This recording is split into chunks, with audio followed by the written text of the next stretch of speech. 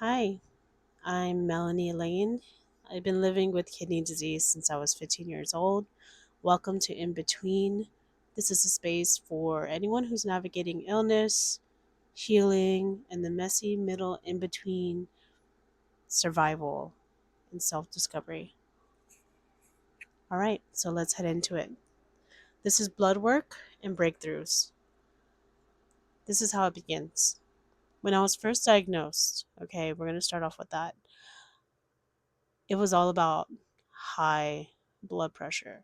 Mind you, there's various factors as to how people can end up with kidney failure or, you know, ending up on dialysis treatment. My particular story had to do with high blood pressure. So I was a very active kid, right? I was always in sports, whether it was cheerleading, whether it was basketball, baseball, softball, wrestling with my brothers. I mean, that's this whole sport of itself. That's like in home, But yeah, my high school and the district had a free physical event. It was for a few days where high schools from around the district area would go to Tony Berger Stadium there in Austin, Texas to receive a free physical. So it was great.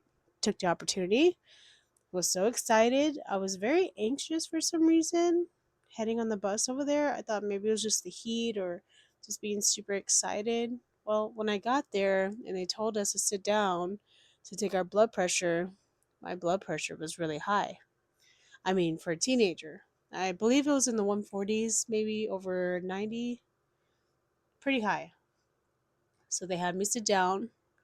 They took my blood pressure again. It was still very high. They had me sit down for another 10 minutes or so. It was still really high. So that was an alarm. I remember seeing the lady's face there at the free physical event, and she was like, "You need to go follow up with your doctor because that's not good." That's all I remember her saying. And I remember just sitting throughout the arena because it was Tony Berger Stadium is a complex of sports. So they had the main football stadium area. Then they have like a, what is it? Like where they would do basketball or volleyball inside of an arena, and then they had like the baseball complex. So we're all sitting there, and I remember just looking like down at my shoes, and I'm like, what does this mean? I don't know how to explain it, but I felt like something big was gonna happen because my blood pressure was off. Didn't know it, but I can feel it. So after that, I went to my family practice doctor, which was, I believe, Dr. Nugent at the time. And so he ran some basic blood work, and eventually the results came back. Something was going on with my creatinine levels, and I was super anemic, and which isn't good if you are in sports. Obviously, you need to be up to date with your blood. You need to have some good blood in your system. You gotta have adequate amount of proteins and electrolytes, and that's stuff I just was not educated about when I was very young. So, my family practice doctor referred me to a nephrologist. And most of you know nephrologists are kidney care doctors. Okay, these are the people that are professionals in like direct kidney care. That doctor was a doctor who worked at Del Seaton Children's Hospital. And, I go in there, and I think that this is just all just a fluke. I'm not really thinking it's going to be something serious. And well, after a biopsy and some more blood work, we came to find out that I was in the very acute early stages of renal failure, kidney failure. Now, well, how was I supposed to react at this time? I'm a kid. I'm literally 15 years old. It was in the summertime. I was hoping to just enjoy my time with my friends, that summer, but it ended up being very somber, and I felt like my body went into shock. I felt displaced. Like, what does this mean? Like, I was so confused. I had just so much shame already building up in my body, as if I needed any more of that. So, also, for the first time, I felt like I had support. My family eventually started gathering around. So, we're going to get through this, Mija. We're going to be okay. Whatever we need to do, we can get you back on track. And that's where the rise of support began in my early years of kidney failure diagnosis. Mind you, this is acute. This isn't how things are now, but we're going to focus on the beginning, okay?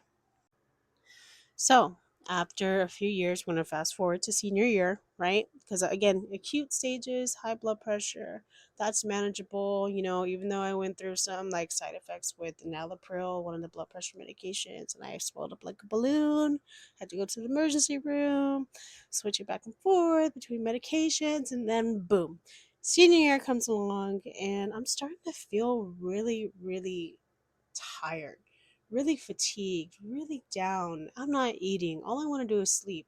I'm thinking these are hallmark signs that my nephrologist, Dr. Simon, gave me as warning signals that, hey, it may be time to start dialysis. Mind you, I go and I tell him all the symptoms I'm feeling, not knowing this was something else I was going through that my body was relaying to me other than kidney failure. I go and I get my blood work done. Tell me why. When he looked at my blood work and he told me straight to my face as a was a 17-year-old, well, I don't think you need dialysis, but if you feel like you do, we can put you on it.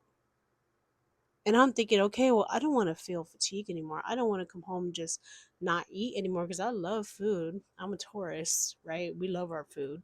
Okay, but I'm a foodie in general. So that wasn't normal, right? But what else wasn't normal is trusting somebody of that high of a stature with a degree to tell me that even though they knew better, that even though all my results said I did not need dialysis yet, that I was still urinating pretty well, that my blood work looked great, we can start you on dialysis if you feel like you should. And so naively, I did because I trusted something outside of me. And that's what launched me into dialysis at a very early age. All right. So, dialysis as a teenager. My God, I had to take on a huge role of self responsibility. I mean, I had to go through the mental and the emotional and the physical labors that most of my, like, friends and peers in school were not focused on. Like these were the things that required discipline, like the training for PD dialysis, which I was going to be starting, right? Because I had the procedure for it, and I was waiting a good few months up until like right when my senior year began of high school. And, I mean, going through that was a process in itself. I remember not feeling at the same wavelength as those around me. And that was really hard to go through, right? To really process. I felt like everything I was going through was at lightning speed. Even though it was over the years, in that specific year when I started dialysis, I felt like I was just moving through everything without actually processing it. My parents were with me through the training process, but really when it came down to it, to like, troubleshooting issues and whatnot, like when it came to alarms late at night, waking me up in the middle of treatment, my machine doesn't want to work with me. Um, yeah, I had to rely on tech support more because my parents would go into a freeze state, like they forgot all their training. So it was not just difficult because although I felt supported when time came for like really serious events, it's like I was handed to the professionals, and mindfully, yes, like I guess rightfully so. We hand off our loved ones to those we trust in the medical field, but sometimes we really just need that extra support. Like, hey, I need you to buckle down and be with me, be here with me, and focus on the task at hand so we can get through this together, And if it wasn't for the late nights where I was being constantly interrupted by alarms, not sleeping, maybe getting 1 or 2 hours of sleep, then having to go to school, try to focus on my schoolwork, get through class, being super tired or having doctor's appointments in the middle of the day and being taken out of class and, missing not just my social life, but missing my schoolwork, and I was struggling like to keep my grades up. Oh my god, I still have dreams about this till this day where I'm like not on time for class, or I'm being taken out of class to go to doctor's appointments, you know. So it was a lot. It was a lot doing dialysis as a teenager. I mean, there was a point where I was not sleeping, where I started hallucinating, and that's not good. That's not good. Alrighty, moving on to the next topic. How it shaped my relationships and school identity. Well, mind you, as I started dialysis, PD dialysis, I had a big breakup with my first boyfriend, and everybody in the school knew about it. Everybody was in on our business, you know, and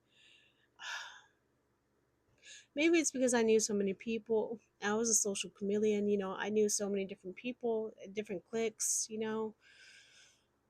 Maybe that's my own doing, right? But it spread, and then I was overstimulated. My friends were parting ways. They were just taking off doing their own thing. I didn't feel seen in the way that felt supported. I felt seen in the way that felt exposed. And there was so much like,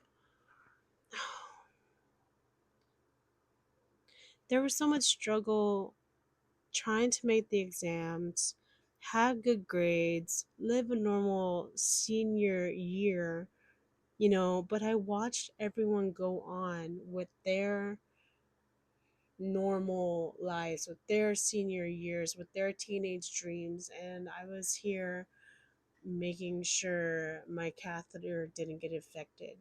You know, making sure I had to have a good distance between people because I couldn't risk getting sick.